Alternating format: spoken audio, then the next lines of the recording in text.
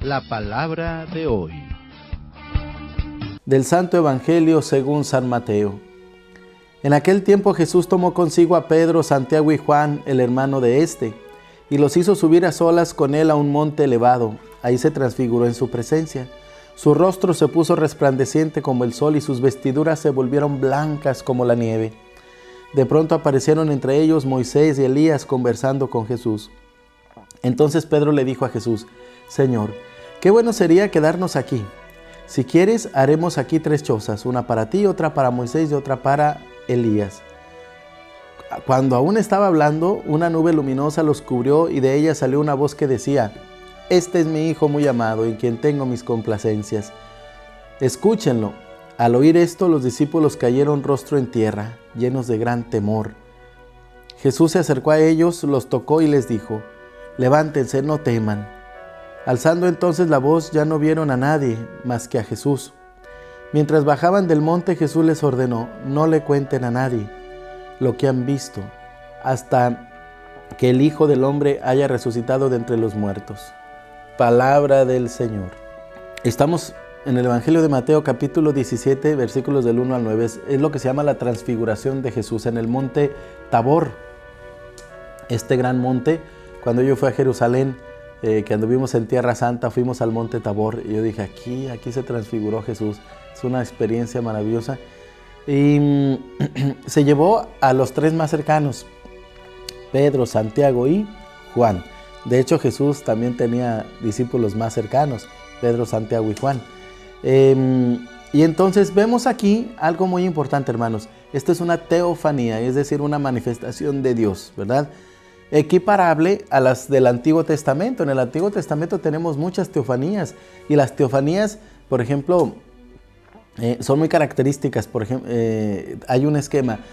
Normalmente la teofanía era en una montaña. Por ejemplo, tenemos la teofanía cuando Moisés sube a la montaña santa, ¿verdad? En Sión, para recibir las tablas de la ley. Y había truenos, relámpagos y nube y aquellas manifestaciones, ¿verdad? Y la gente agachaba su cabeza, su rostro, porque ellos decían que si veían a Dios iban a morir, que todo aquel que veía el rostro de Dios moría en automático.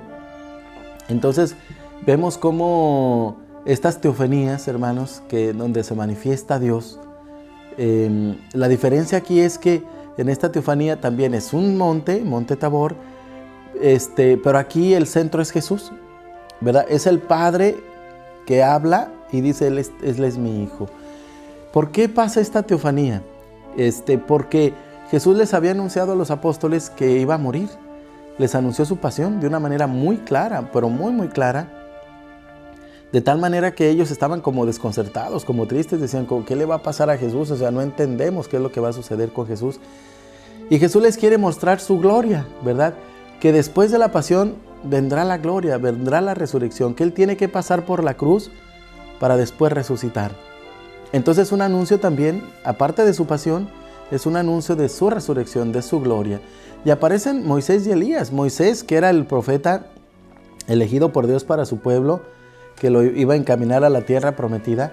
Y Elías, que había sido arrebatado, ¿se acuerdan? En el carro de fuego. Y la tradición judía decía, cuando venga Elías, Él va a manifestar al Mesías. Cuando venga Elías, Él nos va a presentar al Mesías. Por eso aparece Elías en esta manifestación, en esta teofanía, para decir, Él es el Mesías, Jesús es el Mesías, Él es al que estábamos esperando.